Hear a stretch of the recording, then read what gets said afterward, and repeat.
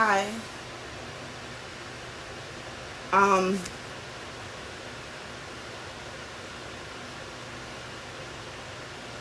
I'm doing a live video. Obviously, I sent out a lot of messages last night, all night. Um, I found out last night. Okay, first of all, the point of this live, hopefully I inspire somebody. Hopefully somebody hears me, somebody can help me.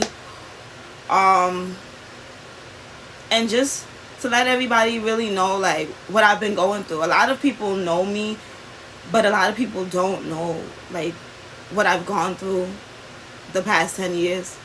And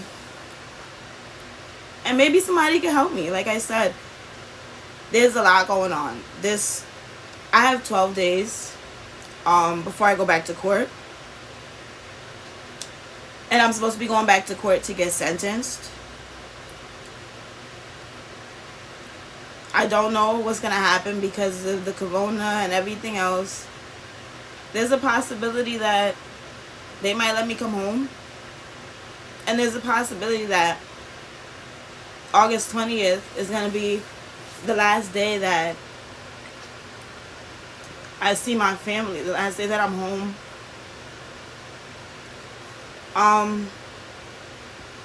So in this 12 days, I basically just want to talk about the last 10 years, talk about the ups and the downs, talk about how hard it was for me,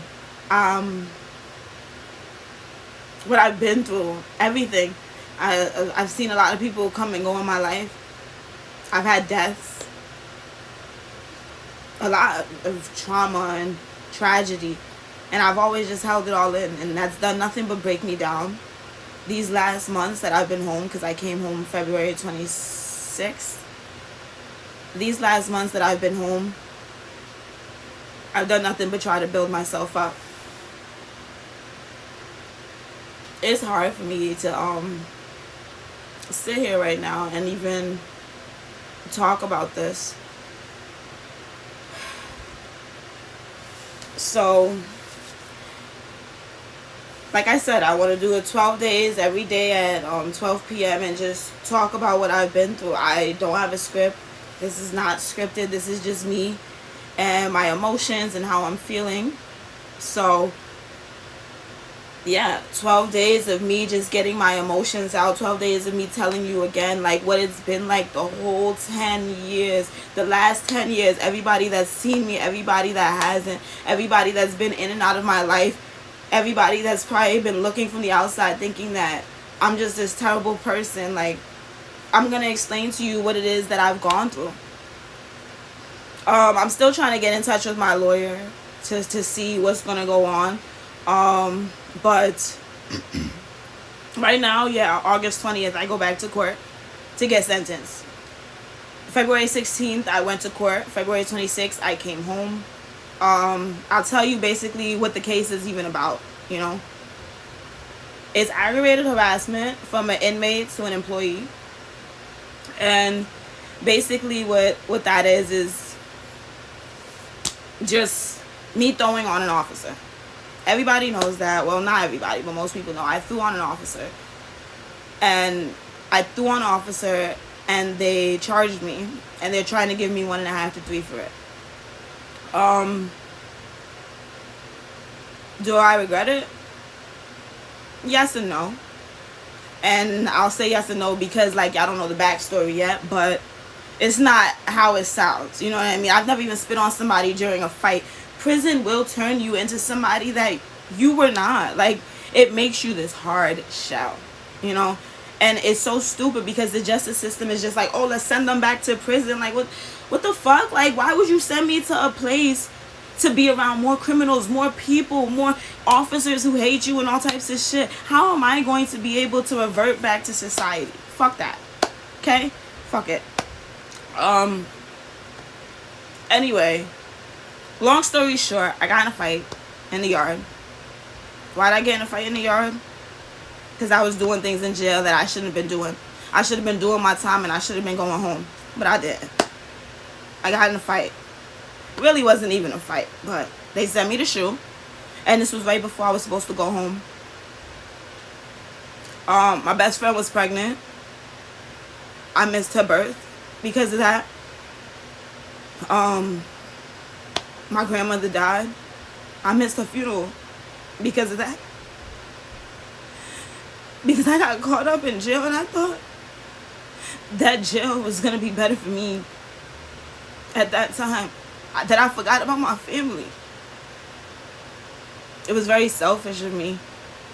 And I was angry at myself. And so that's why I got in the fight. They sent me to SHU. I lost my mind. I was already losing my mind. I mean, it was traumatizing. The whole situation was just traumatizing. I got locked up when I was 16. So I never graduated. I lost my whole childhood. That was the first time I ever even got arrested. That was the first time I ever got in trouble. When I was 16. And ever since then, I've been in and out of prison. And it's not from anything that I did while I was home. It's from everything that happened in jail. Everything that I went through.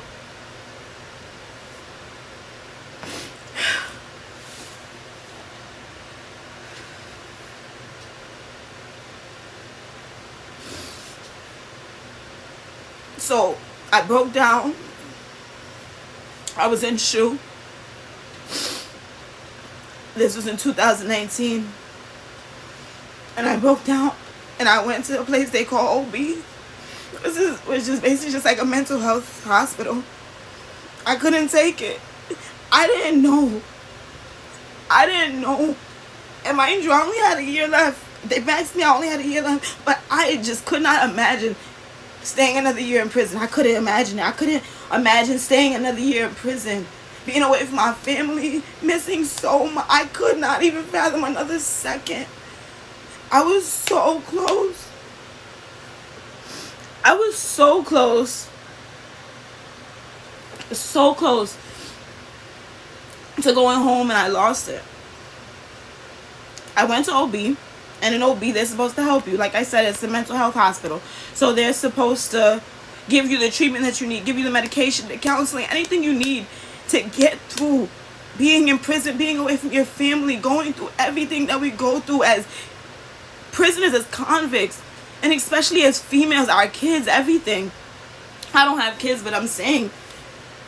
And what do they do in OB? Because there's no cameras. They violate you. They use their authority and they abuse it and they violate you. They violate you. And it's bad. I mean, I've never experienced something so terrible, and I never talk about it because who wants to talk about the bad shit they've been through? Who wants to be negative? But I realized that in order to be positive, I need to work through the negative shit. I can't just keep boiling it down. I was in OB for 30 days. Let me explain to you what OB is. It's a cell. Probably the size of a regular room in an apartment. Maybe a little bit smaller. Maybe the size of a bathroom. Let's say that. The size of a bathroom is OB. Has a toilet. Has a bed. You're caged in. You wear a smock. It looks like a turtle suit. And an officer watches you. They watch you all day. You know. They bring you your food in a styrofoam tray. You go, you see the doctor. You talk to them. But OB is only a place, only supposed to be there for maybe like 3 days. You know. This is a very like emergency area. It's like you wouldn't be in an emergency room for a whole month. You would be transferred. By then, you would think that the doctor would know what's wrong with you. Does that raise any red signs, any flags that I was in OB for 30 days? No. I had to tell somebody who came to OB, a girl who they released from OB back to SHU, because in OB they don't give you paper, they don't give you pen. You cannot contact your family, you cannot call anybody. And I had to tell her when she went back to SHU to call my sister, to write my sister. I sang my sister's address to this girl. This girl, I don't even know this girl. I've never seen her face before. All I've heard was her voice. I sang my address to her over and over again, and I begged her. I begged her. I said, please don't forget this address. Please write my sister. Please let her know what's going on. You know, she did. The other day I was sitting with my sister and we were smoking, and the whole book of letters I sent her fell out. Every single letter I sent her for 4 years, she saved it. And the letter was there that the girl wrote to her.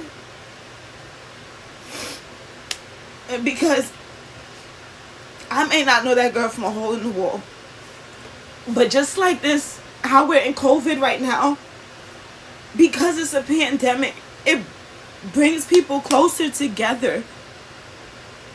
In prison, I'm sitting next to drug dealers. I'm sitting next to people who've done drugs, people who are strong. I'm sitting next to all types of people right beside me. But we're all the same in that situation. I'm sitting next to a rapper. It doesn't matter. We're all the same. We're all looked at the same. We're all going through the same thing. We're all away from our family. And as much as there may be fights in there, whether it's in a men's facility or a female facility, there's fights and there's everything. But at the end of the day, they stick together against the cops. Why? Because we're all in the same situation. And we know what it feels like. We know what it feels like. We know. Like, people can sympathize with you, but to a certain extent, if they have not been through it.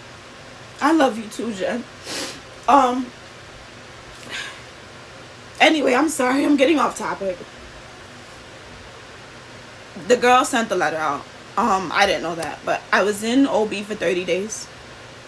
During my time in OB, I'm known. Like, my last name was Tuit. I was in jail for 17 years since I was 16, and I was always a fighter. I was always in shoe. I was always in lock. I didn't care, right? So they were fucking with me. They were fucking with me while I was in OB. And the first thing, I was laying there, and like I told you, my mind was not right. My mind was gone. I was so far gone from this world, guys. I wish I could tell you. I thought it was going to be my last breath. I wouldn't eat. I wasn't talking. I was so far gone in OB. So far gone. And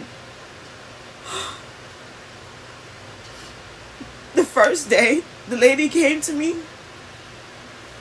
I was screaming all night because I just wanted to be home. The lady came to my cell and she was like, shut the fuck up. And I was like, don't talk to me like that. And she went back and forth with me. She didn't say nothing after that. What they do, they stick together. The next day, I'm sitting there. I'm waiting for my breakfast. I'm deciding to eat. I haven't eaten in 3 days. I'm hungry. Like, you know, I don't care what it is. I want to eat it. And they came to my cell. And when she opened my tray, there was germicide in it. Germicide is like Clorox or bleach. I flipped. I threw the food at her. Yes, I did. I didn't eat. They put me on what is called food deprivation, which is also should be illegal. A food deprivation is like, it used to be the loaf. I was on the loaf before too. Now they changed it because people were dying from the loaf. The loaf is just a loaf packed with all the food that we eat, our nutrients, our daily nutrients. And they give that to you for 7 days, every single meal, breakfast, lunch, and dinner. Can you imagine? So they changed it. It became illegal. Now they give you a supplemental meal diet or whatever it's called. And basically what it is like a couple sticks of celery, a couple sticks of carrots, a packet of peanut butter, and a fruit. Breakfast, lunch, and dinner. That's it. If you are trying to get skinny, there you go. You know what I mean? And they were giving me that. And I wasn't eating it because I wasn't wrong. I know that you can't fight wrong with wrong. I get that. I'm older. I'm stronger now. And this is why I'm doing this live, because this is my way of explaining to you guys what's going on the right way instead of fighting back with my anger. No. Should I have thrown the food at her? No.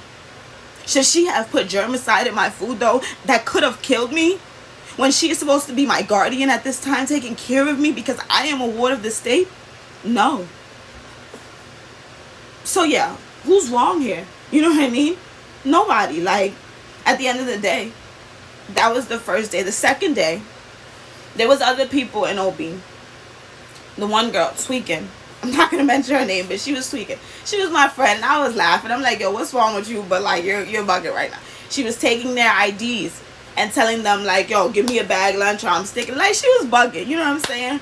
Did they touch her? No. Why? Because, okay, so she's a dyke. She's an aggressor. She looks like a guy. You know what I'm saying? She's buff. I'm home now. Hey. So she's buff or whatever. They brought her a bag lunch, guys. Like, they treat women like shit in female facilities. Why? Because they think we're weak. They think we can't defend ourselves. And it's not even the females. It's the guys. The officers. The male officers that violate. So they were giving her everything she wants. Anyway, it's the next day. The guy comes in. He's mad because the day before, the officer and her got in a ruffle. You know what I mean? Anyway, I'm from the Bronx, by the way, guys. I'm 24. My name's Angela. Anybody who doesn't know me. But anyway, he comes in. He's mad. So I'm taking my medication, my daily medication. I'm feeling better. I'm ready to go back this week. You know what I mean? Like, I feel like I can handle this. I feel like I can go see my ticket. I'm taking my medication. I used to take 5 pills for mental health medication. And they give us this cup, like this big. And with water in it, guys. Water. This is supposed to be this big with water. And I'm like, what's that? And they're like, a cup of water. I was like, and I'm sarcastic. So I was like, how am I supposed to take these big horse pills with this much water? Do you want me to die? Like, and she was like, well, thank your little friend here. We're all the way in Albion. The prison's all the way in Albion. So they're very racist.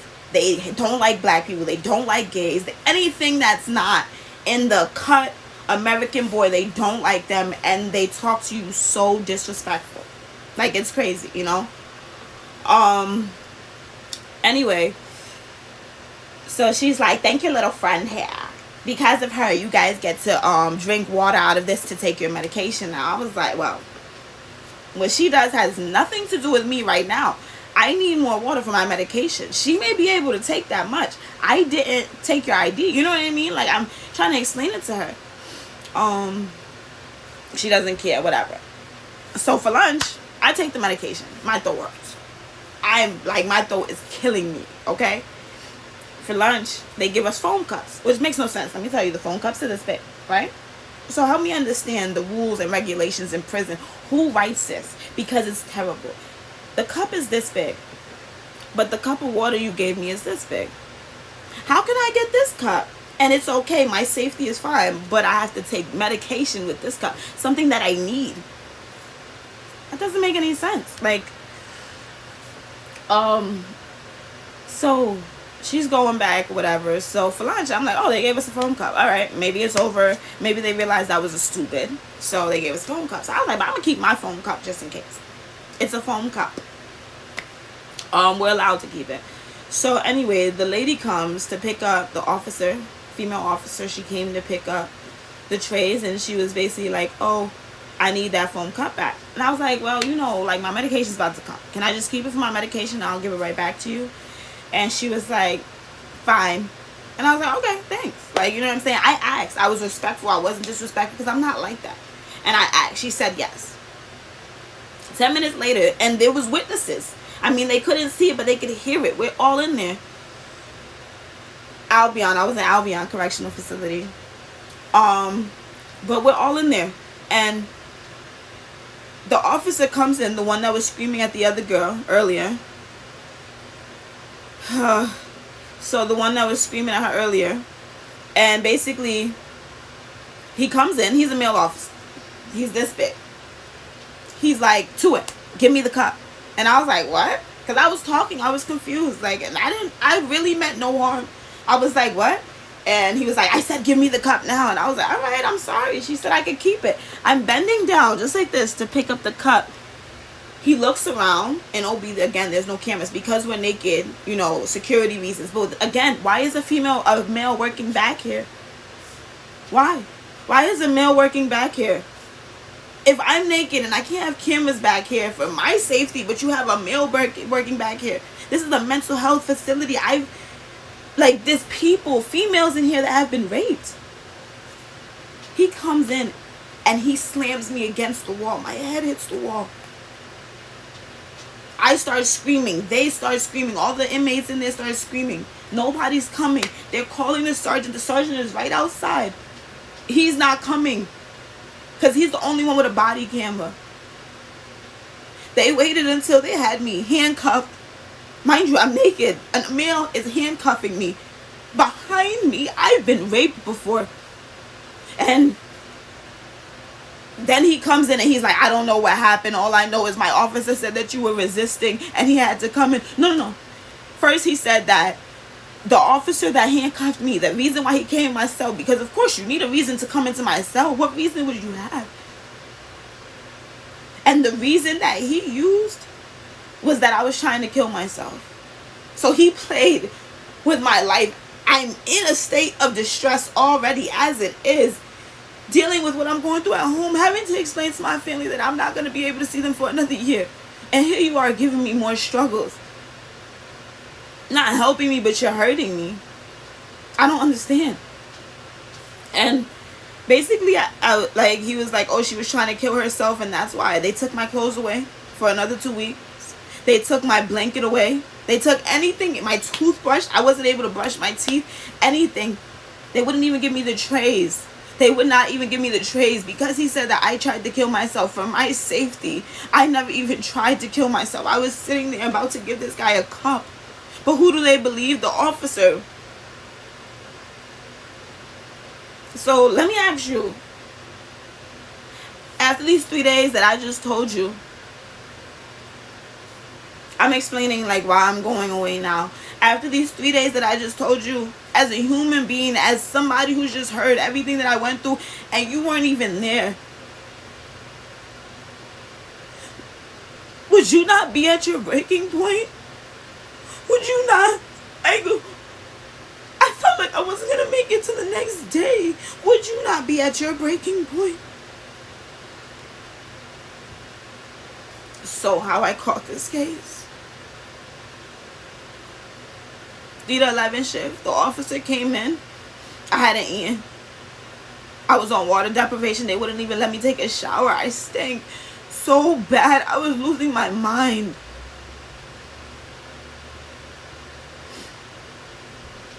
And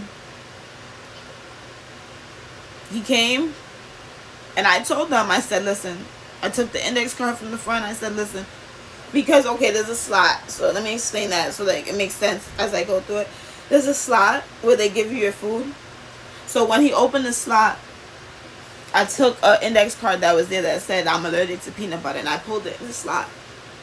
When he opened the slot, and he told me, you're not going to get your food until you give that back. Mind you, again, what am I getting for food? Celery, fucking carrots, and peanut butter.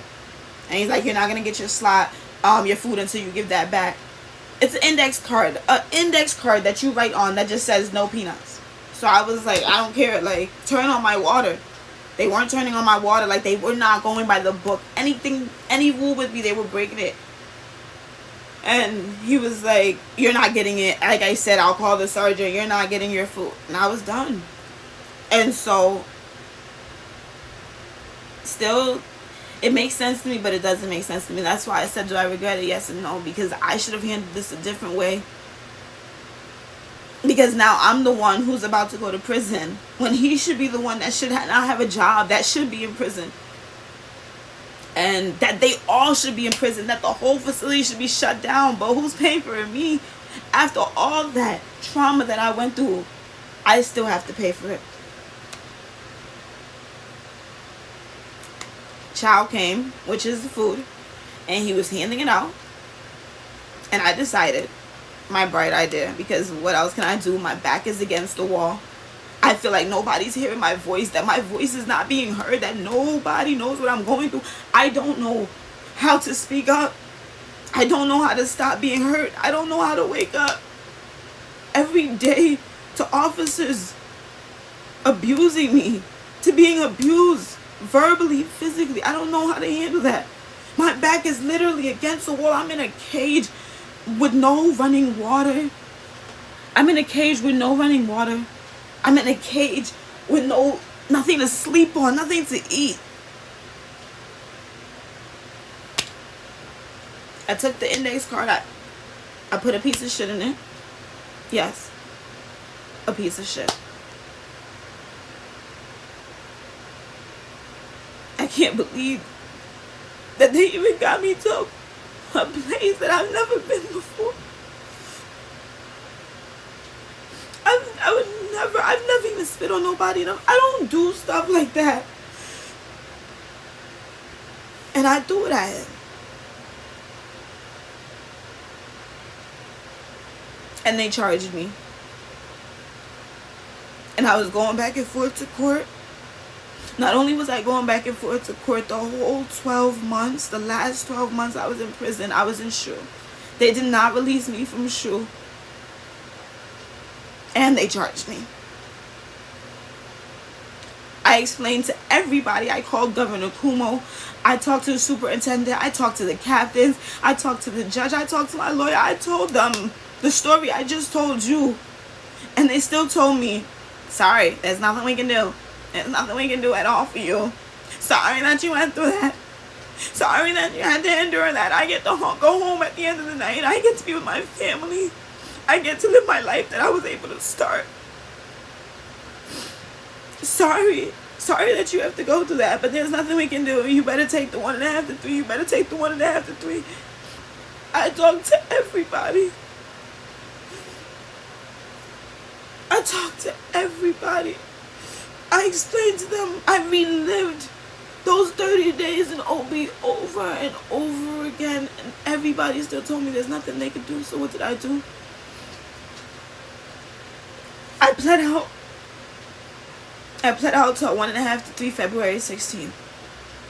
And I came home February 26th. I was supposed to go back for the sentencing date, April 30th. And I decided, what hope do I have? I decided I was going to plead out. Go home February 26th with my family, be with them for 60 days. April 30th, April 30th, I was going to go back and turn myself in. I was prepared.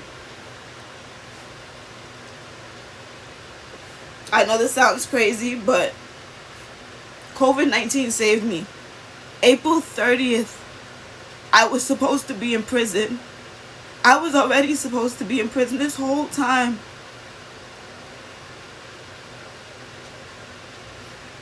February 26th, I came home and I knew I only had 60 days. And I said in 60 days, this is what I'm going to do. I'm going to do my music. I'm going to do my art. I'm going to do my clothes. I'm going to do this, and that. I'm going to do everything that I had to do. 60 days, I had it planned down. I was running like a wild horse when I came home. And I'm proud of myself. 60 days, I did it. I got a job. Mind you, it's August now. They postponed it. August 30th, they postponed it to May 7th. After May 7th, because the pandemic was so bad, they said, listen, we don't have a court date for you. Like, we don't know when this is going to be over. We don't have a court date for you right now. This is my third state bid. We don't have a court date for you right now. And I was still living day to day. I was still moving because I'm like, oh shit, next week I might be going to court. Oh shit, next week this might be my last day out here. Let me move.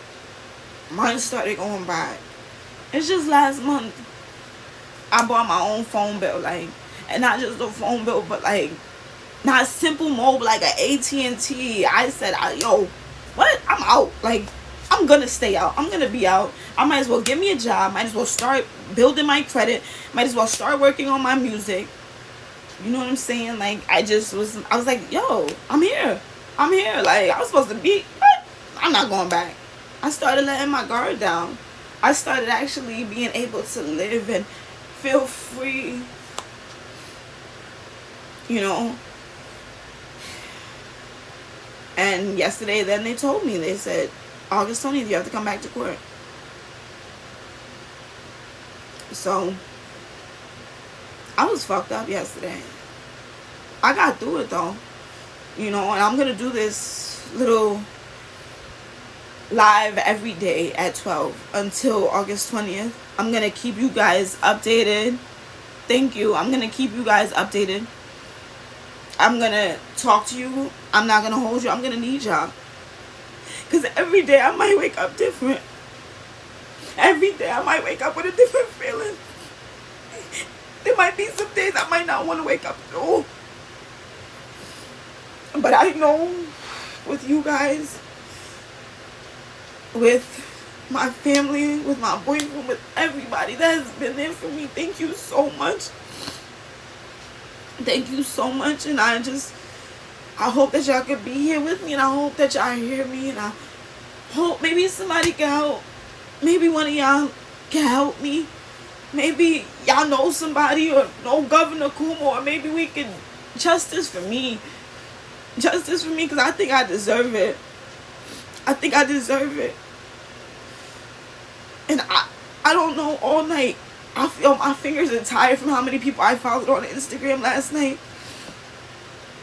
Because my goal is to reach so many people in 12 days. And I want y'all to help me with that. I want y'all to share this as much as y'all can. My goal is to reach as many people in 12 days. If this whole shit gets reversed, not just for me, but for everybody that has been wronged in OB, in correctional facilities, everybody that has been wronged through justice system, period. That our shit get reversed, especially through this coronavirus. Like, we don't deserve to be in prison.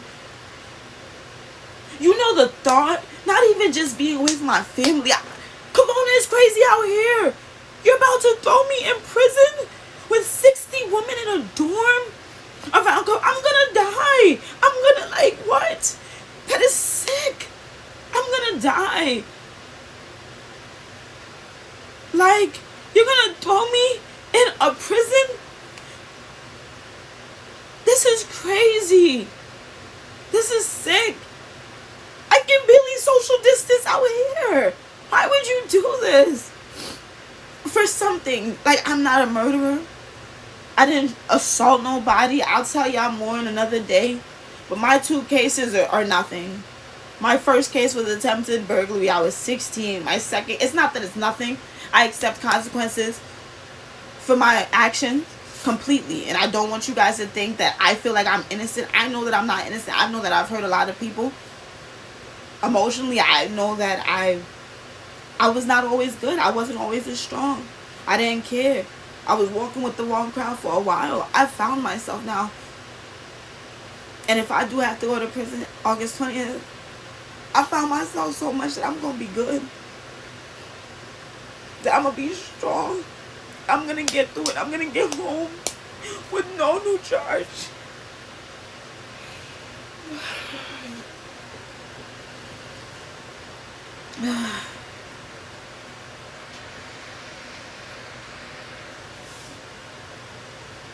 I'm off parole.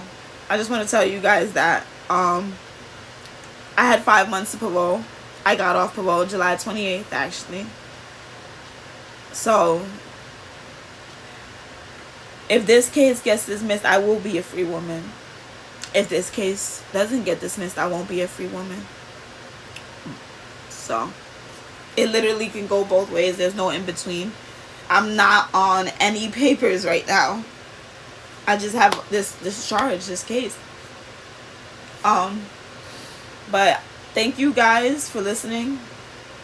I love all of you. You guys are amazing. I hope to see y'all tomorrow. And please, please, please share this as much as you can. Not just for me, but for everybody. Please. Please. I will see y'all tomorrow at 12. I'm about to go to work. I I don't know why I'm still working. I really like, but it's because I need it.